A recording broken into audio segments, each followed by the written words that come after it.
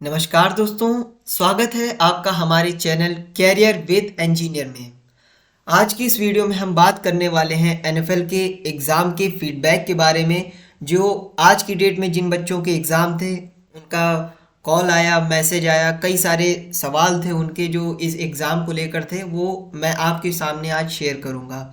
और कुछ ऐसी समस्याएं जिनका सामना उन्हें आज करना पड़ा एग्ज़ाम हॉल के अंदर, वो आपको ना करना पड़े, इसके लिए भी मैं आपको बहुत सी ऐसी बातें बताऊंगा जो आने वाले एनएफएल के एग्ज़ाम में आप ध्यान में रख सकते हैं।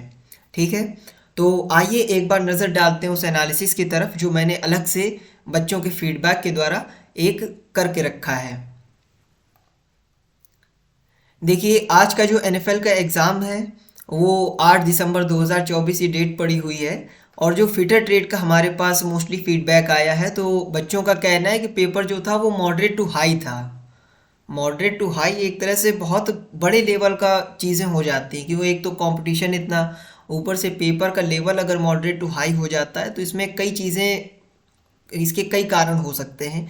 हो सकता है पेपर बहुत ज़्यादा टफ हो, या हो सकता है टाइम मैनेजमेंट ना हो, या बच्चों की कुछ मिस्टेक्स हो सकती हैं। तो वो सभी एक बार थोड़ा सा उनके बारे में जानने की कोशिश करेंगे। जो क्वेश्चन के टाइप थे, थ्योरेटिकल क्वेश्चन की मैं बात कर रहा हूँ। यहाँ नॉन टेक्निकल पोर्शन जो था आपका वो तो इजी टू मॉडरेट था। ठीक है, यानी जो आपके मैथ्स के क्वेश्चन थे, करीब लगभग 8 से 10 क्वेश्चन आपके इंग्लिश के पूछे गए थे, 8 से 10 क्वेश्चन आपके मैथ के, बाकी 8 से 10 रीजनिंग के, और कुछ क्वेश्चन आपके जीके और करंट के थे। तो वहाँ पर मैथ और रीजनिंग का पोर्शन जो था वो तो इजी टू मॉडरेट था। इंग्लिश के क्वेश्चन भी इजी टू मॉडरेट ही थे, मतलब लगभग नॉन टेक्निकल पोर्शन आपका अच्छा था, ठीक ठाक था। पर जो टेक्निकल पोर्शन था उसमें कंपनी ने इस बार थोड़ा दिमाग लगा लिया है। सीधी सी बात बोलें तो अभी तक जैसे आप देखते हैं कि जो बच्चा न्यू पीडीएफ पढ़ लेता है उसके नंबर आ जाते हैं। जैसा अभी लेटेस्ट रिक्रूटमेंट जो सबसे ज़्यादा भर्ती आई थी बीआरसी, उसमें हुआ, वो सब आपने खुद ही देखा है। ठीक है, तो वो चीज़ें एनएफएल में इस बार बिल्कुल नहीं हुई। पहली चीज़ तो सबसे बड़ी, इसमें सीट्स वैकेंसी बहुत कम थी। बठिंडा यूनिट में 12-13 वैकेंसी थी, पानीपत में 11-12 के आसपास थी, और विजयपुर में ऐसे ही 4-5 के आसपास पोस्ट थी। ऊपर से फॉर्म इसमें इतने ज़्यादा पड़ गए फिटर ट्रेड से, तो उन सब चीज़ों को लेकर इसकी कट ऑफ जो है वो बहुत ज़्यादा नहीं जाने वाली। मतलब जैसे अभी हाल ही में एक पेपर हुआ था एग्ज़ाम बीईएल का, जिसमें जो बच्चे हमारे बीईएल का एग्ज़ाम दे के आए थे उनका भी फीडबैक बहुत सारे आए थे कि एग्ज़ाम का जो लेवल था वो मॉडरेट टू हाई था। जबकि उस एग्ज़ाम में, बीईएल के एग्ज़ाम में सेम पैटर्न फॉलो हुआ था जो आज एनएफएल के एग्ज़ाम में हुआ है।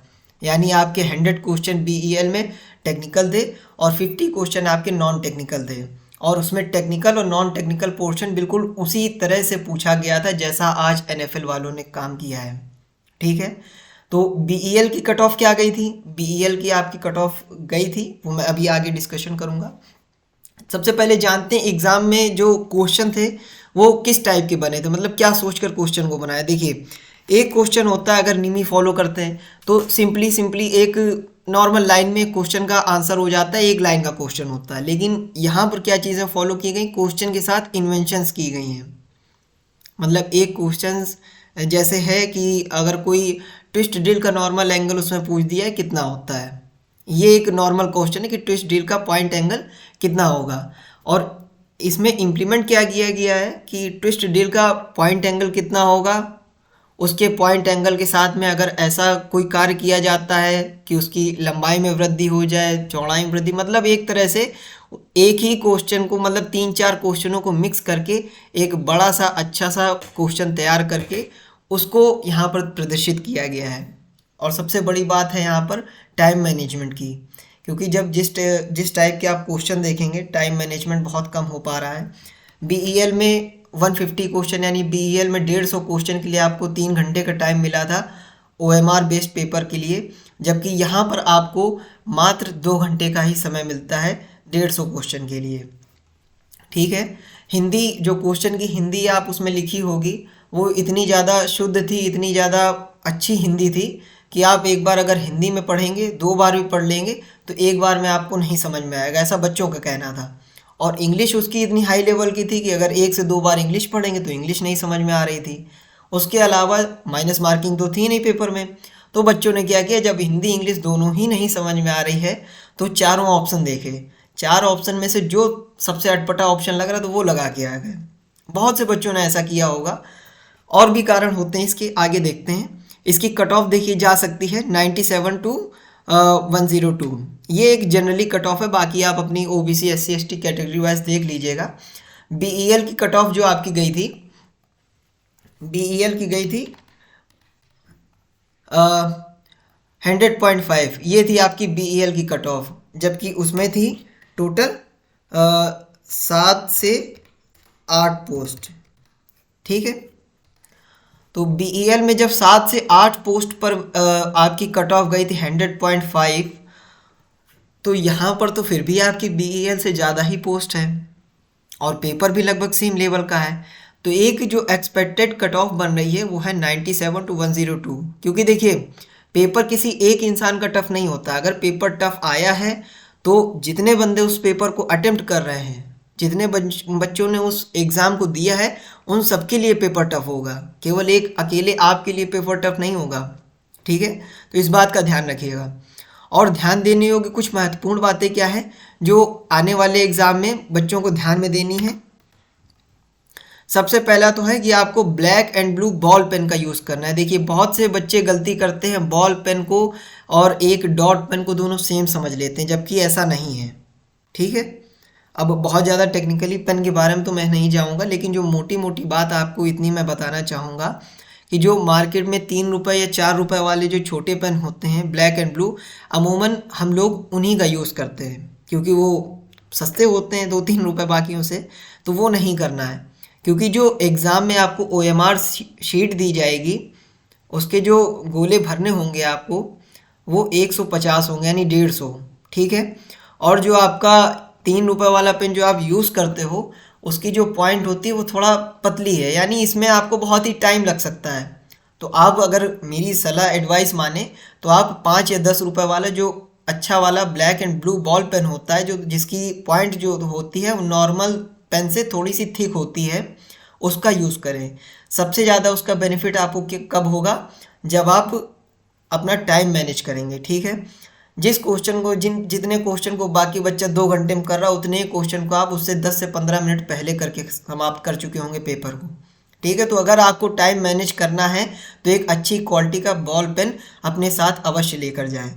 दूसरी चीज़ है टाइम मैनेजमेंट।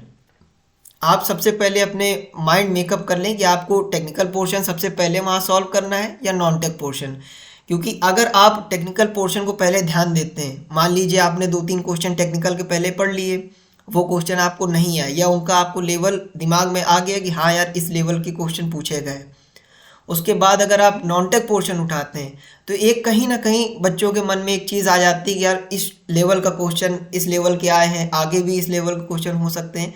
तो एक स्ट्रेस माइंड में क्रिएट होता है। आप समझ सकते हैं मैं क्या कहना चाह रहा हूँ कि कभी भी क्वेश्चन पेपर को अटेम्प्ट करने से पहले एक बार, जैसे बच्चे होते हैं कि 10 मिनट में पूरा क्वेश्चन पेपर पढ़ लेते हैं, वो काम बिल्कुल मत करें। एक लाइन से सवाल को उठाएं, उसे सॉल्व करें। अगर समय है, नहीं आ रहा है तो उसको स्किप करें, अगले क्वेश्चन पर ध्यान दें। ऐसा करना चाहिए आपको, इससे आपका बेहतर टाइम मैनेजमेंट हो सकता है। बाकी जो तीसरी सबसे बड़ी चीज़ है कि आपको बिल्कुल भी पैनिक नहीं होना है एग्ज़ाम हॉल में, स्ट्रेस बिल्कुल भी नहीं लेना है। क्योंकि अगर आपने ज़्यादा स्ट्रेस लिया, टेंशन ली, तो फिर हो सकता है आप आगे आने वाले जो आपकी बेहतरीन तैयारी है जिन क्वेश्चनों की, उनको भी आते हुए क्वेश्चनों को गलत कर जाओ। और ये चीज़ सबसे ज़्यादा खलती तब है जब आप आते हुए क्वेश्चनों को गलत कर दो और कोई दूसरा बंदा उन्हीं क्वेश्चनों को लेकर नंबर ले जाता है। ठीक है, तो आशा करता हूँ आज की सारी चीज़ें आपको समझ में आई होंगी। बाकी किसी भी बच्चे के पास अगर मेमोरी बेस्ड क्वेश्चन है, माइंड में कोई क्वेश्चन है जो आज के एग्ज़ाम में आया है, तो वो आप हमें भेज सकते हैं टेलीग्राम के माध्यम से।